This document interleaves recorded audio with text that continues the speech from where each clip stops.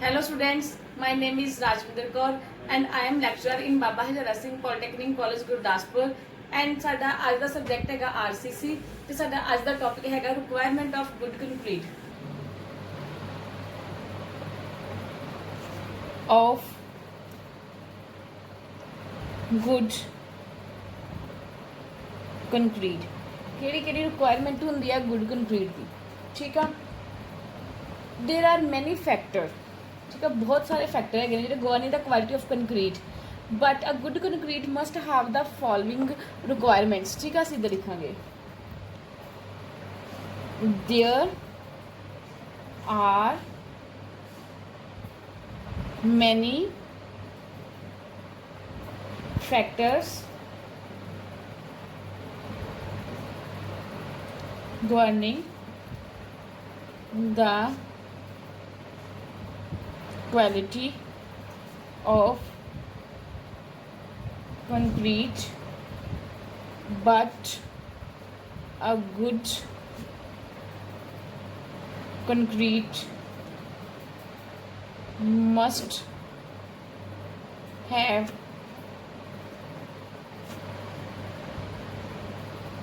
the following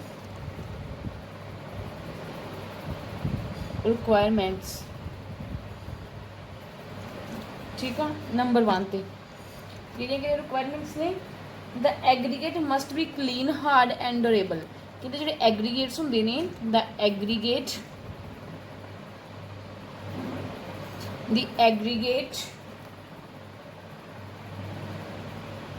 must be clean ਸਾਫ਼ ਹੋਣੇ ਚਾਹੀਦੇ ਨੇ hard and durable. The aggregates must be clean, hard and durable. First ਜਿਹੜਾ point ਇਹ ਹੈਗਾ ਸਾਡੀ requirement ਜੋ ਕਿ good concrete ਦੀ ਆ and second point ਹੈ ਸਾਡਾ it should have good workability ठीक है it should have good workability कि साडी जिहड़ी वर्केबिलिटी आ वो भी गुड होनी चाहिए आ ठीक आ नंबर 3 ते आ it should B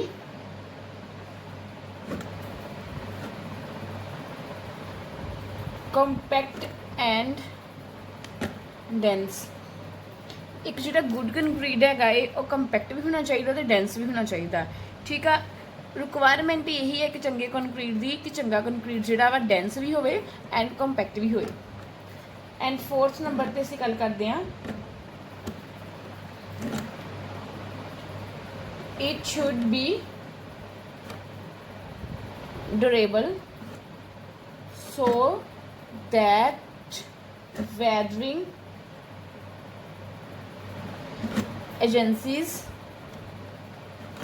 have least effect on them कहते कि ਜਿਹੜਾ ਸਾਡੇ ਕੋਲ ਕੰਕਰੀਟ ਹੈਗਾ ਏ ਉਹ ਡਿਊਰੇਬਲ ਹੋਣਾ ਚਾਹੀਦਾ ਏ ਕਿਉਂਕਿ ਜਦੋਂ ਵੀ ਸਾਡਾ ਵੈਦਰ ਜਿਹੜਾ ਹੈ ਵੈਦਰਿੰਗ ਏਜੰਸੀਜ਼ ਜਿਹੜੀਆਂ ਨੇ ਉਹਦੇ ਤੇ ਘੱਟ ਇਫੈਕਟ ਕਰਨ ਲੀਸਟ ਇਫੈਕਟ ਕਰਨ ਕਿਉਂਕਿ ਜਦ ਵੈਦਰ ਮਾੜਾ ਹੋਏਗਾ ਅਗਰ ਸਾਡਾ ਕੰਕਰੀਟ ਜਿਹੜਾ ਏ ਉਹ ਡਿਊਰੇਬਲ ਹੋਏਗਾ ਦੈਨ ਉਹਦੇ ਤੇ ਕੋਈ ਵੀ ਮਾੜਾ ਪ੍ਰਭਾਵ ਨਹੀਂ ਪਏਗਾ ठीक है एंड फिफ्थ पॉइंट हैगा ये water cement ratio should be accurate main चीज़ ये होंगी है ठीक है वाटर सीमेंट रेशो जी वो साडे को बिल्कुल एक्यूरेट होनी चाहिए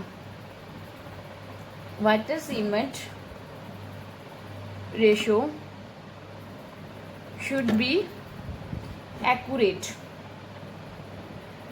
जी वाटर सीमेंट रेशो आ एक चंगे कंक्रीट दे लई वाटर सीमेंट रेशो जी आ बिल्कुल सही मात्रा च होनी चाहिए एक्यूरेट होनी चाहिए क्योंकि जेकर साडे को ये एक्यूरेट नहीं होएगी फिर वो कंक्रीट जिहड़ा साडा चंगा नहीं होएगा 6 पॉइंट असीं लिखांगे concrete should be homogeneous mixture ठीक है कंक्रीट शुड बी होमोजीनियस जिहड़ा मिक्सचर हैगा कंक्रीट का ਉਹ ਹੋਮੋਜੀਨੀਅਸ ਹੋਵੇ, ਮੀਨਸ ਇੱਕੋ ਜਿਹਾ ਹੋਵੇ। ਠੀਕ ਆ, ਹੋਮੋਜੀਨੀਅਸ मतलब ਇੱਕੋ ਤਰ੍ਹਾਂ ਦਾ। ਠੀਕ ਆ, ਉਹਦੀ ਕੁਆਂਟੀਟੀ ਜਿਹੜੀ ਆ ਉਹ ਸੇਮ ਹੋਵੇ ਕੰਕਰੀਟ ਦੇ ਵਿੱਚ, ਫਿਰ ਸਾਡਾ ਜਿਹੜਾ ਕੰਕਰੀਟ ਆ ਉਹ ਵਧੀਆ ਰਹੇਗਾ। ਠੀਕ ਆ, ਮੀਨਸ ਕਿ concrete should be homogeneous mixture. Next ਹੈਗਾ ਹੈ concrete should B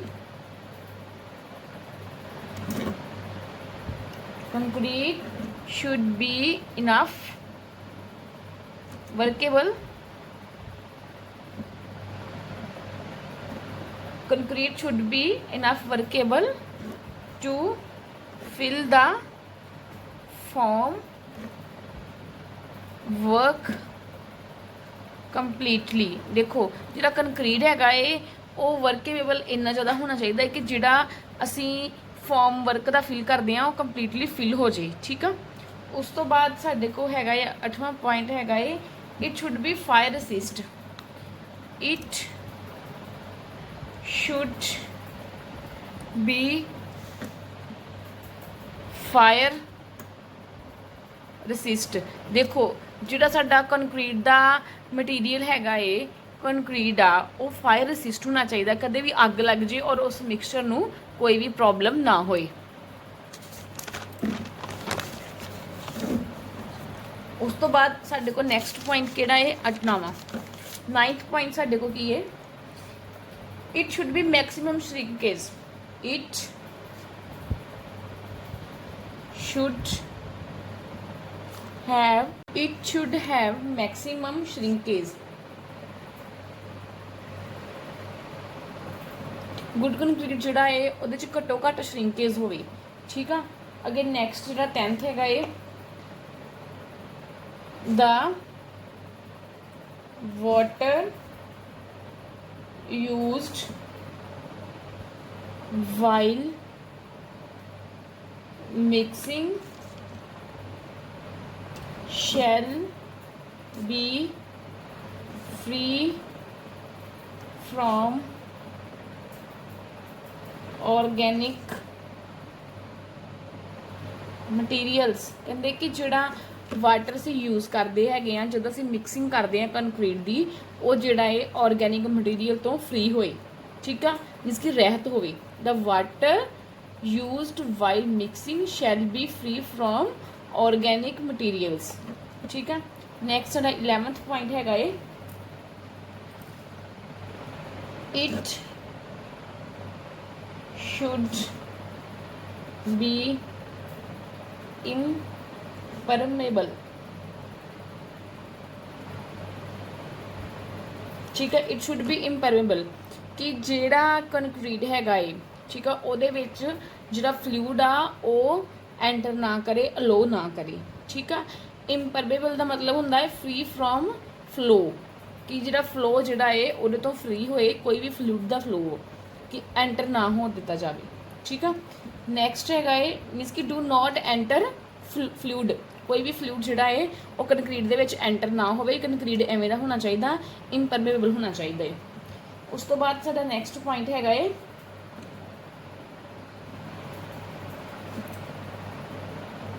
sufficient quantity of cement should be used to produce the required water tightness and strength। ਕਹਿੰਦੇ ਜਿਹੜੀ ਸਫੀਸ਼ੀਐਂਟ ਕੁਆਂਟੀਟੀ ਆਫ ਸੀਮੈਂਟ ਆ ਸ਼ੁੱਡ ਬੀ ਯੂਜ਼ਡ, ਇੱਕ sufficient quantity ਜਿਹੜੀ cement ਦੀ ਆ ਉਹ ਯੂਜ਼ ਹੋਣੀ ਚਾਹੀਦੀ ਹੈ to produce the required water tightness and strength, ਕਿ ਜਿਹੜੀ ਸਾਡੇ ਕੋਲ ਇੱਕ ਵਾਟਰ ਦੀ ਟਾਈਟਨੈਸ ਤੇ ਸਟਰੈਂਥ ਜਿਹੜੀ ਆ ਉਹ ਪ੍ਰੋਡਿਊਸ ਹੋਏ। ਠੀਕ ਹੈ, ਇੱਕ ਸਫੀਸ਼ੀਐਂਟ ਕੁਆਂਟੀਟੀ ਆਫ ਸੀਮੈਂਟ ਜਿਹੜਾ ਹੈ ਉਹ ਯੂਜ਼ ਕਰਨਾ ਚਾਹੀਦਾ ਹੈ। ਠੀਕ ਆ, ਅੱਗੇ ਸਾਡੇ ਕੋਲ 13th ਪੁਆਇੰਟ ਹੈਗਾ ਹੈ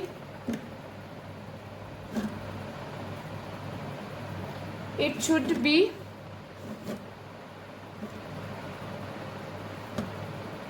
economical। ਇਹ ਕੀ ਹੈ, ਸਾਡੇ ਕੋਲ ਜਿਹੜਾ ਗੁੱਡ ਕੰਕਰੀਟ ਆ ਇਕਨੋਮਿਕਲ ਹੋਣਾ ਚਾਹੀਦਾ ਹੈ। ਠੀਕ ਆ, ਕਿ ਹਰ ਕੋਈ ਜਿਹੜਾ ਹੈ ਮੀਨਸ ਕਿ ਏਬਲ ਹੋਏ ਕੰਕਰੀਟ ਨੂੰ ਯੂਜ਼ ਕਰਨ ਦੇ ਲਈ। ਇਟ ਸ਼ੁੱਡ ਬੀ ਇਕਨੋਮਿਕਲ, ਜ਼ਿਆਦਾ ਬਹੁਤ ਜ਼ਿਆਦਾ ਮਹਿੰਗਾ ਨਾ ਹੋਵੇ। ਠੀਕ ਆ, ਅਸੀਂ ਉਵੇਂ ਦਾ ਮਟੀਰੀਅਲ ਤਿਆਰ ਕਰੀਏ ਕਿ ਜਿਹੜਾ ਅਸੀਂ ਯੂਜ਼ ਵੀ ਕਰ ਸਕੀਏ, ਇਕਨੋਮਿਕਲੀ ਯੂਜ਼ ਕਰ ਸਕੀਏ। ਠੀਕ ਆ, ਇਹ ਸਾਡੇ ਅੱਜ ਦੇ 13th ਪੁਆਇੰਟ ਹੈਗੇ ਨੇ ਰਿਕੁਆਇਰਮੈਂਟਸ ਆਫ ਗੁੱਡ ਕੰਕਰੀਟ, ਕਿ ਗੁੱਡ ਕੰਕਰੀਟ ਦੀ ਜਿਹੜੀ ਰਿਕੁਆਇਰਮੈਂਟਸ ਹੈਗੀਆਂ ਨੇ ਉਹ ਕਿਹੜੀਆਂ ਕਿਹੜੀਆਂ ਹੁੰਦੀਆਂ ਨੇ। ਠੀਕ ਆ, ਓਕੇ, ਥੈਂਕ ਯੂ ਸਟੂਡੈਂਟਸ।